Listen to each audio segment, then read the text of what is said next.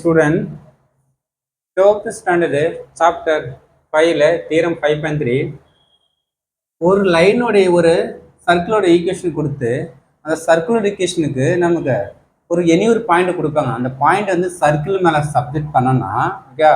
For example ஒரு சர்க்கிளோட equation, இந்த circle ஈக்குவேஷனில் ஒரு பாயிண்ட் ஃபார் எக்ஸாம்பிள் 1,2 கொடுக்குறாங்க. இந்த 1,2, இது x,y பாயிண்ட். இந்த x,y பாயிண்டில் சப்ஜெக்ட் பண்ணோம்னா greater than 0 வந்தானா அவுட் சைடு, ஓகே. அவுட் ப்ளஸில் வந்துச்சுன்னா வர வேல்யூ ப்ளஸில் வந்தால் அவுட் சைடு, ஈக்குவல் 0 வந்தால் கண்டிப்பாக சர்க்கிளுக்குள்ளே இருக்கும், ஓகேவா? ஓகே. அந்த சர்க்கிள் மேலே இருக்கு கரெக்டாக.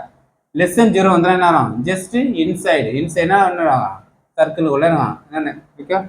இப்போ கண்டிஷன் செக் பண்ணலாமா? நமக்கு question example 5.5 examine the position of the point 2,3 with respect to the circle. ஒரு சர்க்கிளோட ஈக்குவேஷன் கொடுத்துட்டாங்க. அந்த சர்க்கிள் ஈக்குவேஷன் மேலே ஒரு பாயிண்ட் மூவ் ஆகும்போது அது என்ன ஆகும்? இன்சைடில் இருக்குமா அந்த பாயிண்ட், அவுட் சைடில் இருக்குமான்னு செக் பண்ண சொல்கிறாங்க. நம்ம சர்க்கிள் ஈக்குவேஷனு இந்த பாயிண்ட் எடுத்துகிட்டு சப்ஜெக்ட் பண்ணலாம். இது எக்ஸ் பாயிண்ட்டு, இது ஒய் பாயிண்ட்டு.